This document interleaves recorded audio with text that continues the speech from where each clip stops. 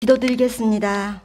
사랑하는 하나님, 감사합니다. 밖에는 파란 하늘과 오곡백화가 풍성한 이 계절에 주님 앞에 나와서 예배를 드릴 수 있도록 해주신 은혜에 감사드립니다.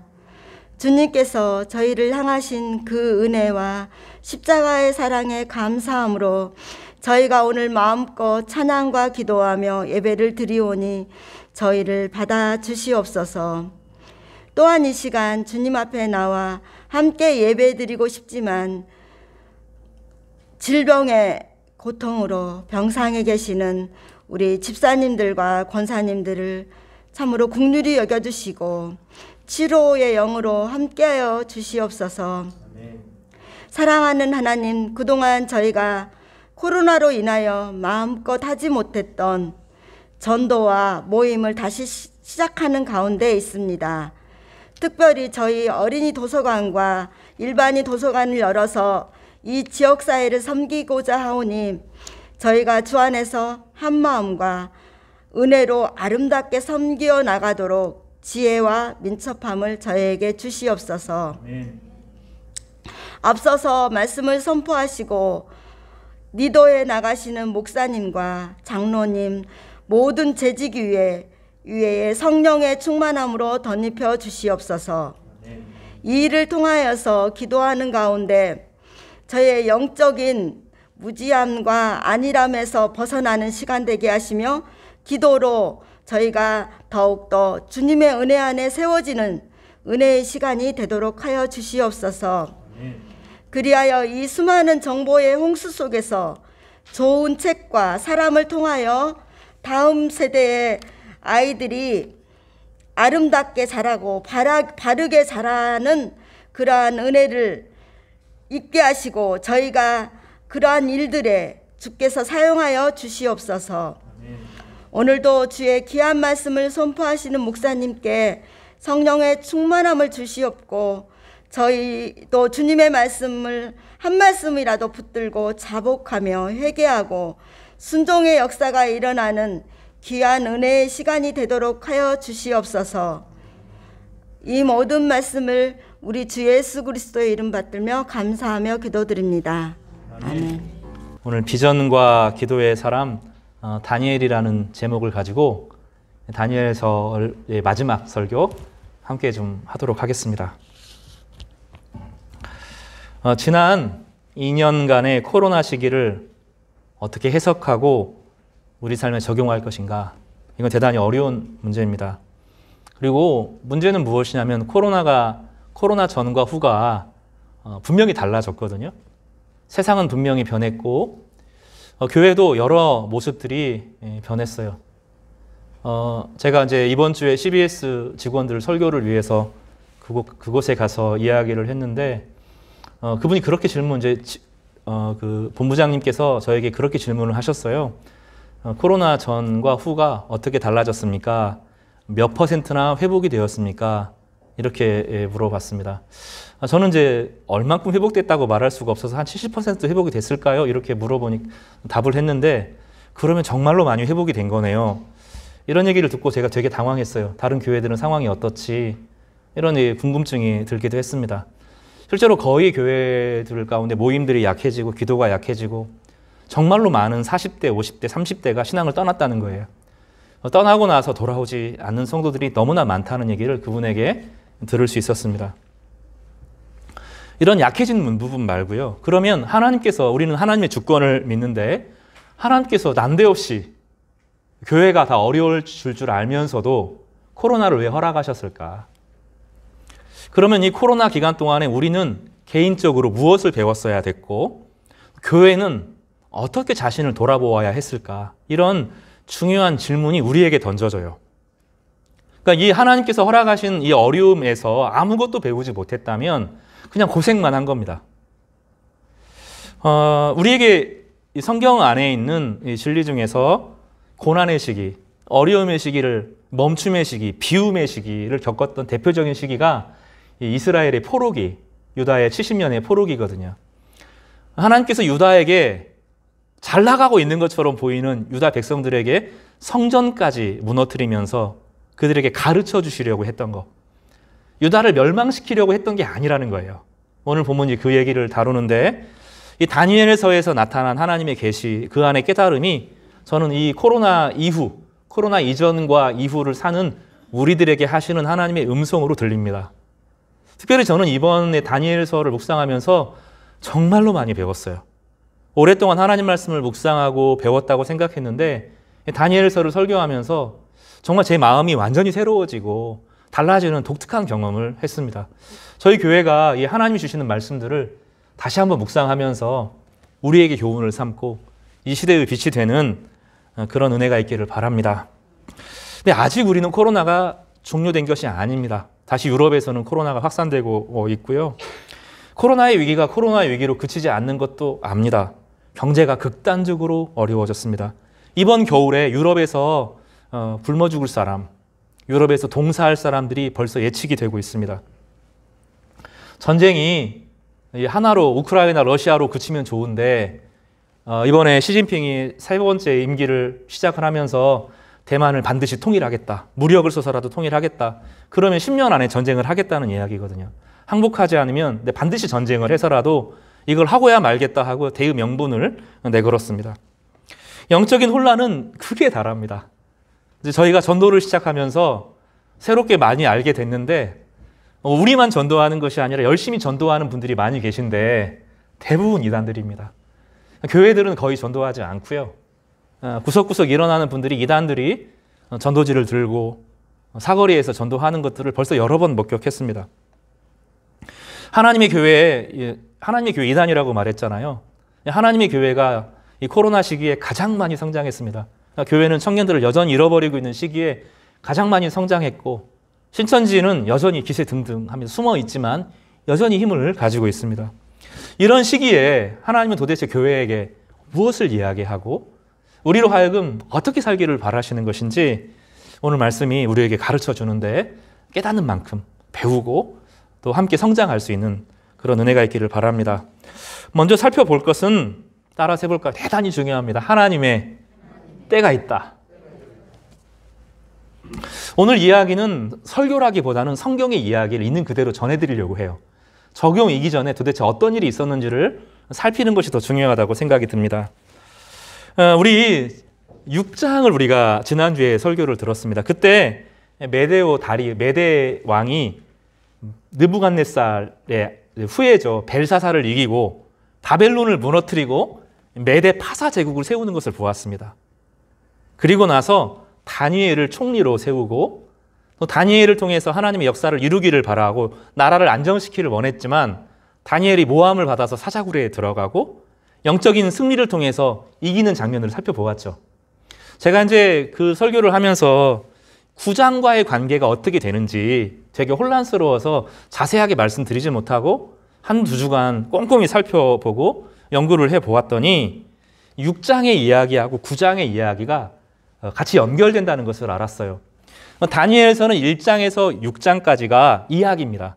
그리고 7장에서부터 마지막 장까지 다니엘이 받은 환상들을 모아놓은 거예요. 이해가 되시죠? 그래서 이야기는 1장에서 6장으로 마치고요. 7장부터는 벨사살 때 받은 환상이 시작이 되고 9장에 가면 이 메대왕 다리오 때 받은 환상에 대한 이야기가 그려집니다. 그러니까 오늘 이야기는 그 다니엘을 총리로 세웠던 메대왕 있죠? 6장에. 그가 왕이 되었을 때 그리고 다니엘이 아직 총리가 되기 전에 이 메대왕 다리오 원년에 받은 이야기, 그 계시를 9장에 담아놓은 이야기를 하고 있습니다. 이해가 되시죠? 이 이야기가 지금 혼란스러우면 오늘 설교가 좀 불가능해요. 오늘 역사 이야기가 많이 나오니까 눈을 좀 쫑긋하게, 귀를 쫑긋이 열고 드시기를 바랍니다. 그러니까 메대의 9장의 이야기가 먼저입니다. 7장, 8장, 9장 이야기는 다니엘이 받은 계시의 이야기인데 9장에 다니엘이 메대왕 다리오가 왕이 되고 다니엘이 총리가 되기 그 중간 전에 그 메대왕 다리오 원년에 다니엘에게 일어난 독특한 사건에 대한 기록이 오늘 9장 메시지입니다. 오늘 본문은 다니엘이 책을 읽는 것에서부터 시작해요. 저희가 이제 도서관 사역을 시작을 할 건데 다니엘도 책을 읽고 있었습니다. 누구의 책을 읽었냐면 그의 스승 예레미야의 책을 읽고 있었습니다. 예레미야는 긴 성경을 썼는데 예레미야 25장에 가면 그런 얘기가 나와요. 예레미야 25장에 아주 구체적으로 느부갓네살이라는 사람이 바벨론 왕이 될 거다. 그리고 느부갓네살이 이 예루살렘을 멸망시키게 될 건데 그때 결혼이 멈추게 될 거다. 그리고 땅이 폐허가 될 거다. 그리고 성전이 파괴될 거다. 그 메시지를 전합니다. 그러나 하나님이 계획에 따라서 70년간을 허락하시고 70년 후에는 돌아오게 할 거다. 그 메시지가 예레미야서 25장에 기록되어 있습니다. 그 메시지를 듣고 다니엘은 기도를 시작합니다. 뜻을 정하여 다니엘이 벌써 여러 번 기도를 시작하는데 그러니까 다니엘이 마음을 정해서 기도한 여러 장면이 나오는데 첫 번째는 1장에 우상의 제물을 먹지 않기 위해서 뜻을 정하고 자기 친구들과 기도하는 장면이 있죠. 그리고 오늘 다니엘이 뜻을 정해서 기도하기 시작하는 날입니다. 예레미야의 서책을 기초로 해서 어떻게 기도하는지 1절과 2절에 설명을 하는데 재를 뒤집어 쓰고 재를 뒤집어 썼다는 것은 나는 재와 같은 존재입니다. 나는 다 타버렸습니다. 나에게는 자랑이 하나도 없습니다. 재를 뒤집어 씁니다. 그리고 금식합니다. 식사를 멈춥니다. 여기서 말하는 금식은 물 외에는 다른 것을 먹지 않은 적극적인 금식. 다니엘이 재를 뒤집어 쓰고 금식했다라고 말할 때 보통 재를 뒤집어 쓸 때의 기도는 일반 금식하고는 성격이 달라서 목숨을 걸고 하는 기도를 말해요. 그러니까 다니엘은 이 응답이 없으면 나는 재처럼 사라지겠다. 그리고 죽는 거예요. 진짜로 죽음을 각오하고 금식을 시작합니다. 하나님께서 다니엘에게 기도에 응답을 해주시고 예루살렘의 미래를 말씀해 주시고 그리고 이 9장의 기도가 다 끝나고 나서 6장 다시 말하면 다리오가 메데 파사왕 다리오가 그를 총리로 임명하게 되는 겁니다. 이해가 되시죠? 그러니 하나님께서 계시를 주신 것뿐만 아니라 기도에 응답을 하신 것뿐만 아니라 그가 그 일을 이루도록 그가 기도하고 하나님의 뜻을 펼치도록 총리로 임명하셔서 그로 하여금 이 메데 파사 제국의 전체를 통치할 수 있는 힘을 주신 것입니다. 본문의 이야기를 좀 살펴볼 필요가 있는데 역사적으로 역사를 좀 살펴볼 필요가 있어요. 여러분 주보에 보면 그 메시지가 좀 설명이 되어 있는 2번을 보시면 역사의 이야기가 설명이 되어 있습니다. 이 일 이후로 다니엘이 기도를 시작하고 나서 이제 2년 혹은 3년 후에 메데 파사 제국이 페르시아 파사 제국으로 하나가 됩니다. 메데 파사 제국은 다리오의 나라고 다리오의 사위가 고레스라고 하는 파사 제국의 왕인데 파사 제국이 메데 제국과 연합해서 페르시아 제국을 세웁니다. 그게 2년 후의 일입니다. 그러니까 다니엘이 기도를 하고 다니엘이 총리가 되어서 메데 제국을 안정시키고 난 이후로 고레스가 등극을 하죠. 그러니까 다니엘이 기도를 시작하고 고레스가 등극을 한 다음에 바로 무슨 명령을 내리냐면 예수야와 스룹바벨이라는 왕의 역할을 하는 스룹바벨 총독입니다. 그리고 제사장의 역할을 하는 예수야에게 고레스가 다니엘이 명령한 것이 아니라 다니엘이 기도를 시작한 지 2년 만에 새로운 제국이 등장하고 거기에 고레스가 스룹바벨과 예수야를 불러서 예루살렘으로 돌아가서 성전을 세우라고 명령을 해요. 그러니까 오늘 메시지는 다니엘에게 있어서 중요하고 다니엘의 기도에 응답하신 하나님께서 이 스룹바벨과 예수야를 예루살렘으로 돌려보내는 결정적인 계기가 되는 겁니다. 그 다음에 먼저 역사 이야기를 좀 먼저 하면 그 후로 스룹바벨과 예수야는 성전 건축을 시작을 해요. 그런데 2년 만에 성전 건축이 중지가 됩니다. 주변의 나라의 반대들에 의해서 성전 건축이 중지가 됩니다. 그리고 얼마 동안 성전 건축이 중지가 되냐면 따라서 해볼까요? 14년간 중지가 됩니다.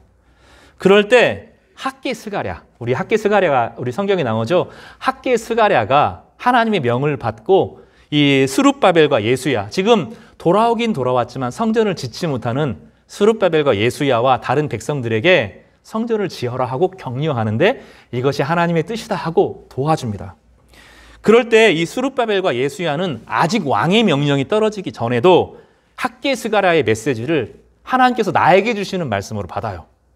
그래서 세상을 의지하지 않고 왕명을 의지하지 않고 기도하면서 이 성전을 짓기 시작합니다.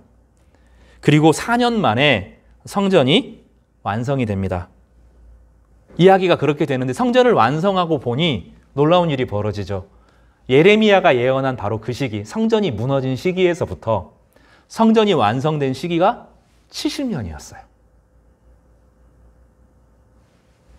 이건 성경의 기록이 아니라 역사적인 사실의 기록입니다. 고레스라고 하는 이름은 예레미야서, 이사야서에 처음 나옵니다. 고레스에 대해서 예레미야는 본 적도 없고요. 이사야서는 만난 적도 없어요. 그런데 하나님께서 고레스를 통해서 예루살렘이 복귀가 될 것이고 고레스의 명을 따라서 성전이 지어질 것이라고 예언했는데 그 메시지가 성취가 된 것이죠. 그리고 그 분기점에 누가 있어요? 다니엘이 있어요. 다니엘은 예레미야의 서책을 읽으면서 하나님, 성전이 완성되고 70년이 되면 성전이 지어진다고 분명히 약속하셨는데 아무 일도 일어나지 않습니다. 어떻게 된 겁니까? 그리고 나서 기도하기 시작하고 죄를 뒤집어 쓰고 목숨을 걸고 죽으면 죽으리라. 하나님께서 응답하시지 않으면 나는 죽겠다. 그렇게 기도하기 시작했던 것입니다. 내 하나님 여호와여, 이렇게 기도하고 자복합니다. 자신의 죄를 다 토해냅니다. 언약을 지키시는 하나님에게 기도합니다. 인자를 베푸시는 하나님께 기도합니다. 이스라엘 백성들의 범죄와 패역과 행악과 반역에 대해서 반성합니다. 6절 7절에 가면 선지자들의 말을 듣지 않았습니다 라고 말합니다. 이 선지자들의 말을 듣지 않은 것은 예레미야의 말을 듣지 않은 것입니다. 주의 공의는 우리에게로 돌아가고 수치는 우리 얼굴로 돌아오게 하십시오. 이 모든 죄악들은 우리가 하나님이 영광을 받으시지 못하는 이유는 우리가 범죄하였기 때문입니다 하고 죄를 고백합니다. 율법에 대해서 불순종을 고백하고 언약의 약속을 무시했음을 고백합니다. 죄와 허물과 수치를 고백하고 율법과 공의가 사라진 것을 고백합니다. 그리고 이 모든 해결은 주님이 우리에게 얼굴빛을 비춰주셔야 가능하다라고 말합니다. 저를 보세요. 하나님 백성이 수치를 당하는 이유는 주님이 우리에게 빛을 비추지 않기 때문입니다. 사물이 있는데 저녁이 되면 해가 안 보이죠. 그러면 세상의 모든 것이 어떻게 돼요? 깜깜해지고 어두워지죠. 해가 뜨면 해의 빛이 비추어서 색깔과 모양과 형상이 드러나죠. 이것은 비유입니다. 비유. 하나님의 얼굴이 우리 가운데 비춰지면 성도들은 자신의 삶에서 빛이 나요. 얼굴에 빛이 나고 자신의 인생이 그림이 그려지고 자신이 하나님께서 원하시는 그 뜻 안에서 아름다워지기 시작합니다. 존귀한 형상을 따라서 한 사람 한 사람이 빛나는 인생을 살게 됩니다. 그런데 우리가 하나님의 얼굴을 바라보지 않으면, 하나님의 빛이 우리 안에 비춰지지 않으면 우리는 어두워지는 거예요. 그리고 그것을 수치를 당하는 삶을 산다고 예레미야는 말했고, 그 예레미야의 말을 오늘 다니엘이 받아서 동일하게 고백하고 있는 것입니다. 오늘 본문에서 뭐라고 설명하는지 거기에 대해서 응답하는 내용이, 이제 다니엘이 그렇게 기도를 하니까 하나님께서 응답하시는데, 오늘 본문에 있는 것처럼 21절이 그 응답의 내용에 해당합니다. 이 말씀이 정말로 중요한데 21절을 우리 같이 한번 읽어보겠습니다. 21절에서부터 24절까지 우리 다시 예배 시간에 읽었지만 같이 천천히 읽어보도록 하겠습니다. 시작. 곧 내가 기도할 때 이전에 환상 중에 본 그 사람 가브리엘이 빨리 날아와 저녁 제사를 드릴 때 즈음에 내게 이르더니 내게 가르치며 내게 말하여 이르되 다니엘아, 내가 이제 내게 지혜와 총명을 주려고 왔느니라. 곧 내가 기도할 즈음에 명령이 내렸으므로 이제 내게 알리러 왔느니라. 너는 크게 은총을 입은 자라. 그런즉 너는 이 일을 생각하고 그 환상을 깨달을지니라. 내 백성과 내 거룩한 성을 위하여 이른 이래를 기한으로 정하였나니 허물이 그치며 죄가 끝나며 죄악이 용서되며 영원한 의가 드러나며 환상과 예언이 응하며 또 지극히 거룩한 이가 부름을 받으리라. 제가 설명을 드릴게요. 세 가지로 응답을 하는 거예요. 첫 번째로는 네가 기도를 시작했을 때 하나님이 움직이기 시작했다는 겁니다. 지금 예레미야는 벌써 예언했죠. 그럼 예레미야의 예언이 됐으니까 저절로 일이 움직여지는 것이 아니고 예레미야의 말씀에 누군가 반응을 했죠. 지금 다니엘이 예레미야의 서책의 말씀에 반응을 했죠. 그 말씀의 반응을 예레미야가 하고 하나님께 믿음의 기도를 드리니 하나님께서 가브리엘을 보내어서 이 모든 일들이 진행되도록 시작하셨다는 겁니다. 제가 예전에 그런 비유를 드린 적이 있습니다. 베트남전에 미군들이 고립이 돼요. 고립이 될 때 헬기들이 기관총에 이제 집중적인 포화를 당합니다. 그런 상황이 되면 헬기가 도망을 가요. 그리고 몇 월 며칠 몇 시에 내가 다시 오겠다 이렇게 이야기를 합니다. 그러면 헬리콥터는 반드시 와요. 그런데 거기 있는 사람들은 뭐 해야 돼요? 살아남아야 되죠. 그리고 헬리콥터가 오기 전에 우리가 여기 있습니다 하고 짧은 시간 안에 표시를 내야 돼요. 야광탄을 보낼 수도 있고 색깔이 나는 연기를 피울 수도 있습니다. 근데 오래되면 어떻게 돼요? 다시 포위가 되기 때문에 안 됩니다. 그러면 최소한 뭘 해야 돼요? 우리가 살아있습니다. 우리가 죽지 않고 살아있습니다. 왜냐하면 헬기가 갔는데 아무 표식이 없으면 돌아가겠죠. 약속을 했지만 거기 표식이 하나도 없으면 만약에 상륙했다가 다른 베트남 군들에 의해서 공격을 당하면 죽겠죠. 그래서 살아있는 사람은 약속된 표시를 하는 거예요. 불을 피우든지 간단한 불을 피우든지 금방 끄든지 아니면 야광탄을 피우든지 연기를 피우든지 이 과정을 해야 됩니다. 그렇지 않으면 그냥 가는 거죠. 그러니까 하나님께서 이스라엘 백성들에게 70년의 포로기를 허락하시면서 약속을 주신 거죠. 내가 70년이 되면 너희들을 회복시킬 것이다. 그럴 때 아무도 반응하지 않으면 없어지는 겁니다. 하나님의 말씀은 운명이 아니에요. 말씀에 순종하는 사람들을 통해서 역사화되고 구체화됩니다. 하나님은 전적으로 구원을 이루시지만 그 말씀을 믿음으로 받고 순종하는 사람들을 통해 열매로 나타나는 거예요. 그래서 우리는 사실은 아브라함이 주신 약속에서부터 아브라함의 모든 축복을 하나님께서 우리에게 이미 주신 거거든요. 우리는 아브라함의 자손들이에요. 믿음 안에서 아브라함의 자손입니다. 그래서 아브라함의 언약에 신실하면 하나님께서 우리에게 약속을 기본적으로 이루세요. 우리에게 살 수 있는 땅을 허락하시고 우리가 복의 근원이 되게 하십니다. 우리로 하여금 많은 이들을 섬길 수 있는 기회를 주셔요. 우리는 또한 다윗의 약속의 후손이기 때문에 다윗에게 있는 모든 언약이 우리 거예요. 그것에 대해서 믿음으로 반응하면 우리 것이 되는데 내 것으로 믿음으로 반응하지 않으면 그냥 잊혀지고 사라지는 거예요. 하나님이 안 주시는 것이 아니라 못 주시는 겁니다. 다니엘은 잘 알았어요. 그래서 그것을 자신의 기도로 받았어요. 아무도 기도하지 않는데 예레미야 시절에 예레미야 약속 이후로 벌써 시간이 많이 지나고 아무도 기도하지 않는데 다니엘은 자신에게 그 기도로 받아서 자신의 언약의 약속으로 믿습니다. 하나님은 그런 사람들을 기다리는 거예요.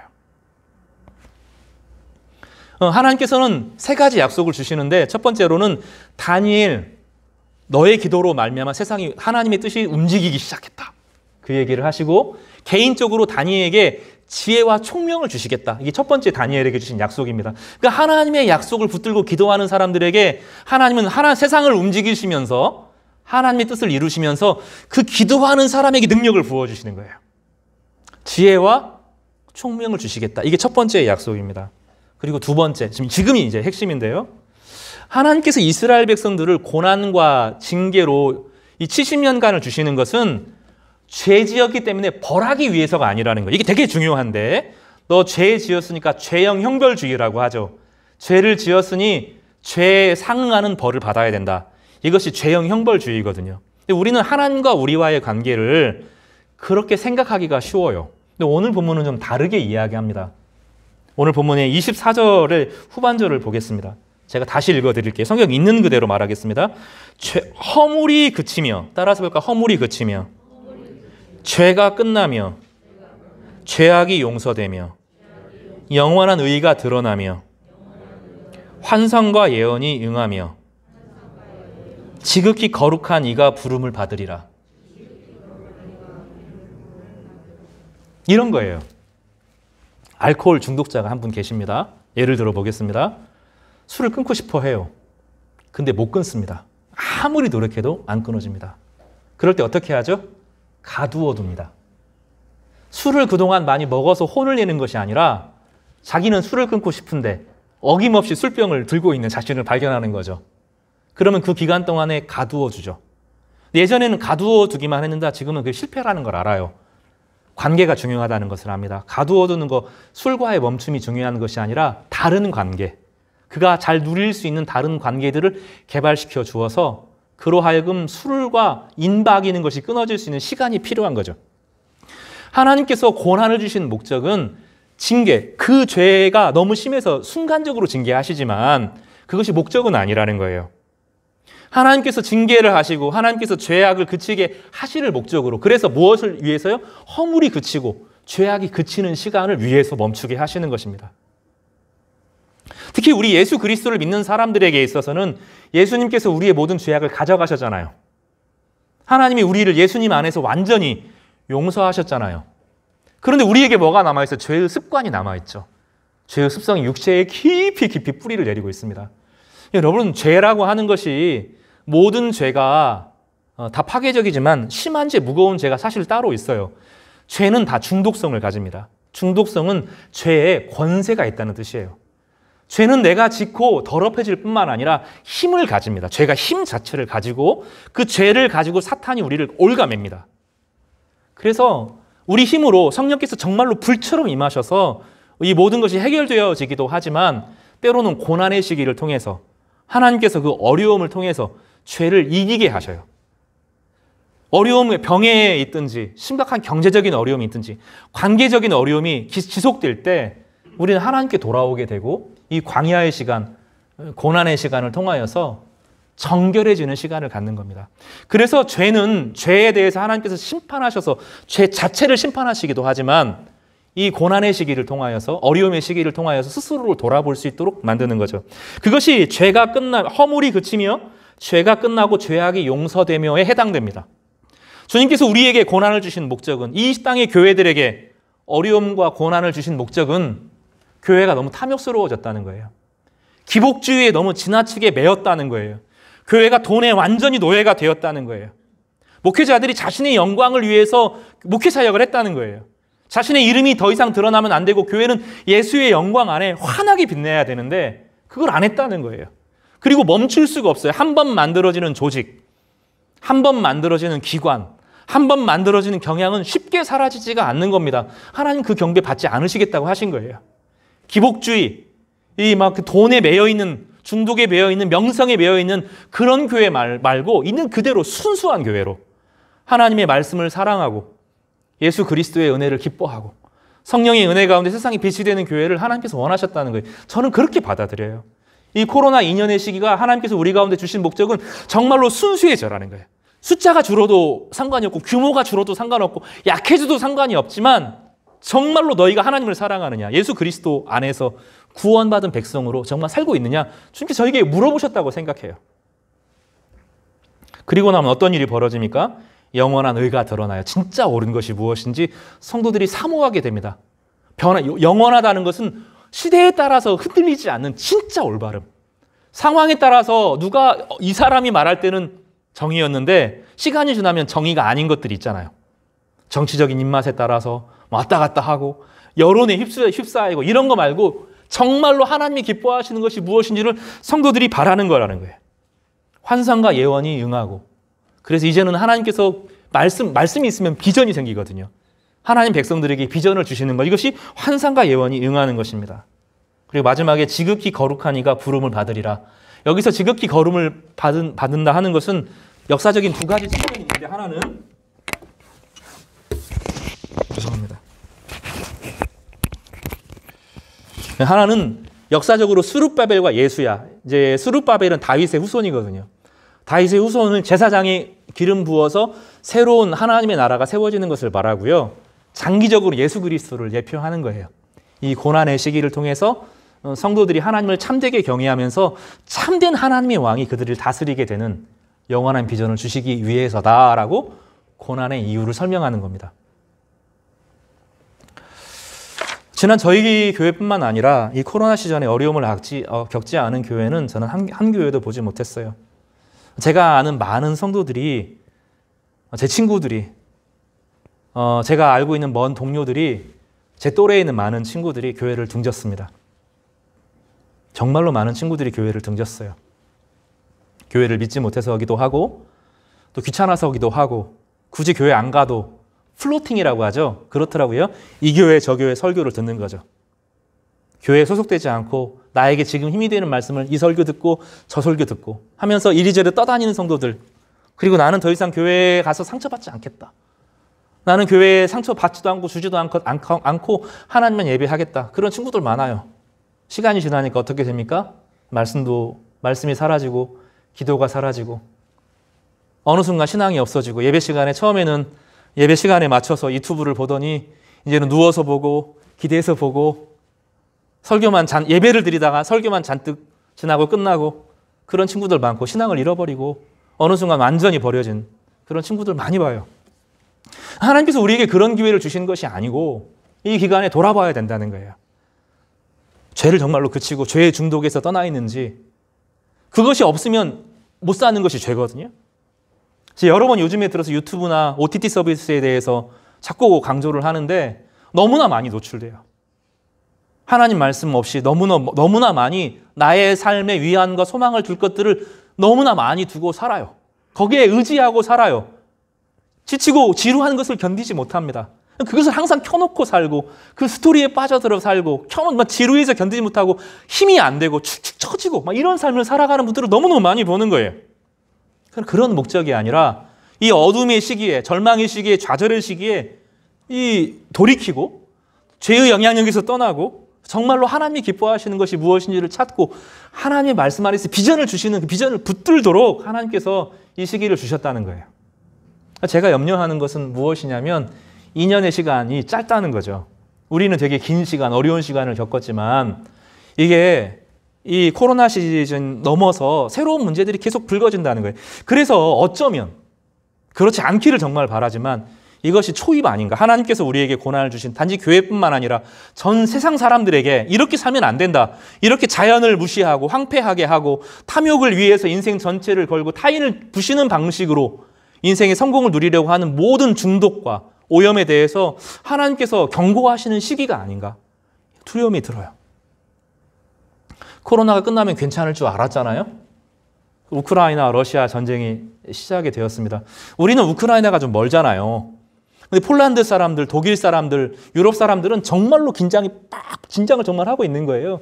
여름에 날씨는 막 더운데 에어컨이 틀어지지 않으니까 사람이 질식해서 죽어요. 지금 겨울이 난리가 났죠. 어떻게 이 겨울을 보낼 것인가. 기름값은 2배 막 3배씩 오르고 있는데 이걸 어떻게 할 것인가 고민이 들죠. 이것이 단지 전쟁의 문제가 아니라 이 시대 전체의 탐욕의 문제. 교회가 하나님의 말씀을 사모하고 죄를 이기고 죄와 맞서 싸우는 일들을 하지 않는 것에 대한 하나님의 경고가 아닌지 우리는 두려움에 처하게 되는 것이죠. 그래서 우리는 생각해야 돼요. 이 시기 안에 하나님께서 우리를 돌이키시려고 할 때 우리는 좀 돌이켜서 신실한 하나님 백성이 되기를 갈망하기를 바랍니다. 그러면 하나님께서는 이 다니엘을 부르셨던 것처럼 우리 성도 여러분을 부르실 줄 믿습니다. 우리 교회를 부르셔서 이 비전과 꿈과 환상과 그리고 그 일들을 실제로 해결할 수 있는 지혜와 총명을 주실 거라고 믿어요. 다니엘은 어떻게 합니까? 지혜와 총명을 어떻게 발휘하죠? 메대의 총리가 되어서 메대 제국을 안정시키고 메대 제국이 페르시아 제국으로 자연스럽게 이양될 수 있도록 중요한 역할을 감당하는데 사용이 됩니다. 하나님은 기도하는 사람들에게 기도에 응답을 하실 뿐만 아니라 그를 통하여 능력과 은혜를 주셔서 하나님의 거룩한 백성으로 삼아 주시는 것입니다. 그래서 우리는 고난 중에 소망을 잃어버려서는 안 돼요. 저희 집에 밥솥이 있어요. 밥 하는 거는 별로 어렵지 않잖아요. 그래서 이렇게 누르고 딱 누릅니다. 예약 버튼도 있지만 그냥 귀찮아서 단추를 누릅니다. 그럼 저희 집에 밥솥은 34 이렇게 써 있습니다. 그럼 34분이 지나면 어김없이 김이 나오고 요즘에 알려주잖아요. 밥이 다 됐으니까 맛있게 드십시오. 이렇게 알려주잖아요. 고난은 끝이 있어요. 그래서 70년의 고난이 끝이 있었던 것처럼 교회의 고난도 끝이 있고 가정의 고난도 끝이 있고 개인의 고난도 끝이 있습니다. 그런데 고난의 이유와 목적을 잃어버리면 고난은 계속됩니다. 3가지 목적이 있다고 그랬죠. 뭐라고 그랬어요? 첫 번째, 죄악의 중독을 이긴다. 따라서 죄악의 중독을 이긴다. 정말로 하나님의 뜻이 무엇인지 찾는다. 정말로 하나님의 뜻이 무엇인지 찾는다. 비전을 본다. 이 세 가지 목적을 위해서 하나님께서는 우리에게 고난을 허락하시는 거예요. 우리 다니엘에게 주신 이 고난이 이 시대의 고난과 저는 같은 성격을 가진다고 생각합니다. 더 나아가서 우리 교회가 겪었던 여러 가지 어려움들이 이 말씀 안에서 해결되기를 바라고 하나님 안에서 하나님 주신 새로운 비전과 능력으로 회복되기를 간절히 바랍니다. 그럴 때 주님께서 여러분 한 사람 한 사람을 세우시고 여러분에게 지혜와 총명과 능력과 비전을 주시기를 주님의 이름으로 축복합니다. 두 번째로는, 첫 번째는 모든 것은 때가 했다 그랬죠? 두 번째로는 따라서 해볼 거예요. 하나님은 협력하여 선을 이루신다. 21절에 보면 다니엘은 저녁 제사 소제의 시간에 감사의 제사를 드릴 때 하나님의 음성을 듣고 가브리엘을 만났습니다. 그리고 70년의 고난을 주신 이유와 목적을 깨닫습니다. 그리고 그 일들은 그대로 이루어지게 되는데 다니엘의 예언에 따르면 70년이 지난 시점에 하나님의 성전이 세워질 것이라고 이야기합니다. 다시 역사로 돌아가서 다니엘은 1년 혹은 2년 후에 페르시아 고레스의 명령으로 스룹바벨과 예수야가 예루살렘으로 귀환하게 됩니다. 이 일에 다니엘이 직접 개입한 것은 아니지만 다니엘의 기도에 응답하셔서 하나님께서는 스룹바벨과 예수야, 스룹바벨은 다윗의 후손으로서 총리의 역할을 감당하고요. 예수야는 제사장 사독 가문의 후예로서 예루살렘에 귀환하게 되었습니다. 스룹바벨과 예수야는 성전 건축을 시작하려고 온 힘을 다했지만 주변의 반대와 성도들의 낭망으로 인해서 그 일들이 이루어지지 못했습니다. 14년 후 성전 건축이 재개되고 학개와 스가랴의 강력한 메시지를 통해서 하나님의 성전을 세우는 것이 먼저다. 인생의 일들을 해결하려고 하지 말고 교회가 건강해지고 영적으로 회복되어지면 하나님께서 가정을 세우실 것이고 삶을 일깨워 주실 것이다. 하나님께서 분명히 약속하셨어요. 그래서 학개 스가랴는 이 스룹바벨과 여호수아에게 예수야 혹은 여호수아라고 불리거든요. 그 사람이 강력하게 하나님 말씀을 전했고 이들은 정말로 불현듯이 일어나면 진짜 하나님의 말씀 하나 의지하고 정치적인 어려움, 전쟁의 위험, 왕과의 대적, 페르시아와의 그 대적을 위험에서부터 이것 하나님께 완전히 맡기고 하나님께 예배할 수 있는 온 마음을 다해서 예배 공간을 마련합니다. 그리고 성전은 5년 후에 완성이 되었습니다. 그리고 그 후에 한 50년 후에 모르드게와 에스더 사건이 이어져요. 그러니까 성전이 지어지고 난 이후에 남아있는 페르시아 사람들에게 하나님께서 어떻게 구원을 베푸셨는지가 모르드게와 에스더를 통해서 이어지는데 이것은 성전 건축 후에 일어난 일입니다.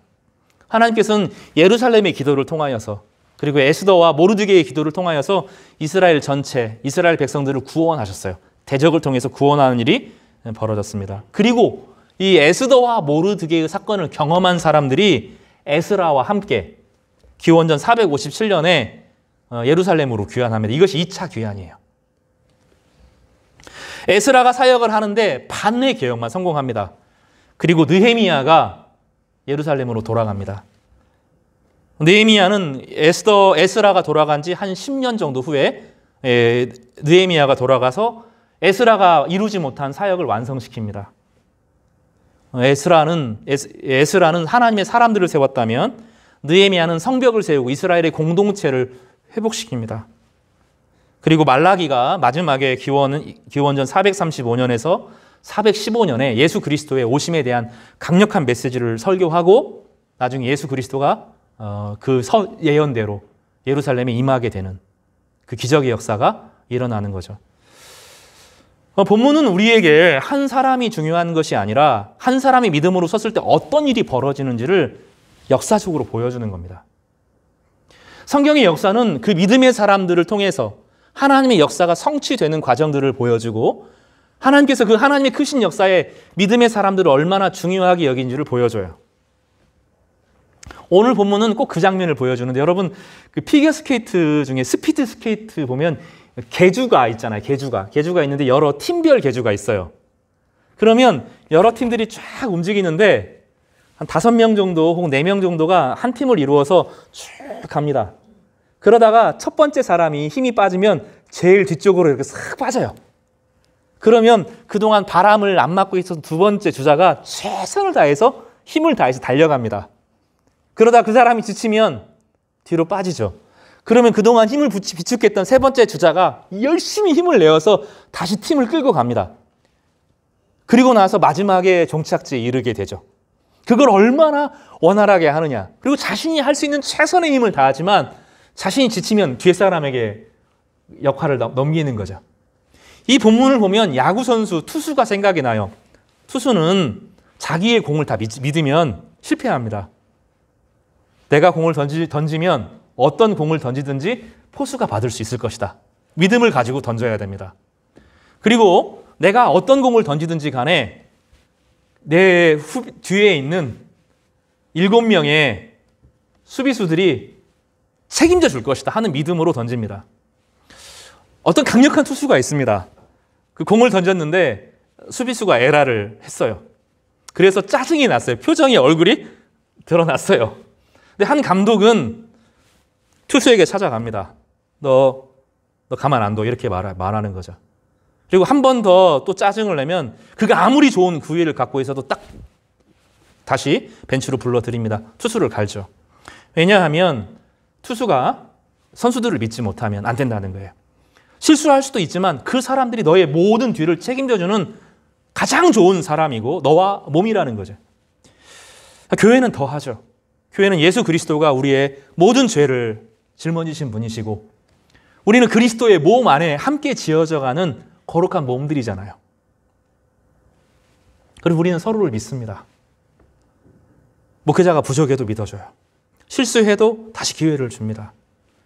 장로님들이 좀 부족해도 우리 장로님하고 정말로 신뢰하고 기도하고 하나님께서 그분을 통해서 일하실 것을 기대하죠. 그리고 때가 되면 역할들을 분명히 해냅니다. 장로님들이 그냥 장로님이 아니에요. 그만한 이유가 있는 거예요. 하나님께서 세우신 목적이 있는 겁니다. 안수 집사님도 그 역할이 있고 권사님들이 그 역할들이 있고 한 분 한 분들이 교회를 함께 세워 나갑니다. 이 징검다리와 같이 하나님의 역사가 이어지고 그리고 예수 그리스도가 오시고 12 제자를 통해 세상의 교회가 성립되고 성장하고 우리가 그 은혜를 받은 거죠. 그럼 우리는 은혜를 받았습니다. 그러면 안 되는 거죠. 우리 시대에 우리 사명을 감당해야 되는 거예요. 이 시대에 정말로 정결한 교회, 정말로 하나님께 예배를 드리는, 감격의 예배를 드리는 그런 성도를 향하여서 진짜 사랑을 할 수 있는 그런 성도들, 믿을 수 있는 주님 안에서 그 사람은 부족하지만 그 안에 계신 그리스도를 믿음으로 서로를 정말로 믿어주는, 그리고 더 나아가서 이 시대의 어둠이 가득한 시대에 빛을 비춰주고 우리가 당신들을 사랑하고 축복합니다. 여기 오면 쉼이 있습니다라고 말해줄 수 있는 그런 교회를 함께 이루는 것이 우리의 사명이라고 저는 믿습니다. 로마서 8장 28절과 30절 말씀을 같이 우리 한 몸소리로 읽고 말씀 정리하고 은혜를 나누고자 합니다. 로마서 8장 28절에서 30절입니다. 시작. 우리가 알거니와 하나님을 사랑하는 자 곧 그 뜻대로 부르심을 입은 자들에게는 모든 것이 합력하여 선을 이루느니라. 하나님이 미리 아신 자들로 또한 그 아들의 형상을 본받게 하기 위하여 미리 정하셨으니 이는 그로 많은 형제 중에서 맏아들이 되게 하려 하심이라. 또 미리 정하신 그들을 또한 부르시고 부르신 그들을 또한 의롭다 하시고 의롭다 하신 그들을 또한 영화롭게 하셨느니라. 교회는 처음부터 완전하지 않습니다. 먼저 부름이 먼저예요. 죄 있는 사람들을 불러냅니다. 그리고 하나님께서 예수 그리스도 안에서 의롭게 만들어 가셔요. 의롭게 만들어 가실 뿐만 아니라 어떻게 하셔요? 영화롭게 하실 것입니다. 우리가 바라보는 것은 지금이 아닙니다. 지금이. 우리 성도들 한 사람 한 사람이 부르심을 받고 의로워지고 영화스럽게 될 것을 기대하고 만나는 겁니다. 하나님께서는 그 일들을 우리를 통해서 우리 안에 있는 성령의 역사를 통해서 이루실 것입니다. 다니엘은 기도를 시작했고 하나님의 사람들이 일어나서 그 일들을 하나씩 이루고 성취합니다. 성도 여러분, 때로는 기도하는 사람으로 때로는 돌아가서 성전을 지키를 시작하는 사람으로, 때로는 그를 격려하는 사람으로, 때로는 사람들에게 말씀을 가르치는 사람으로, 때로는 성벽을 짓는 일로, 때로는 버티는 일로 하나님께서 우리를 부르셨습니다. 그러나 하나님 안에 있으면 모든 것이 합력하여서 선을 이루실 것입니다. 우리 성도들은 선을 함께 이루어가는 귀한 동역자들입니다. 하나님께서 교회를 세우시고 우리 동역자들을 부르신 것을 믿음으로 받고 축하하고 축복하고 격려하는 믿음의 성도님 되시기를 주님의 이름으로 축복합니다.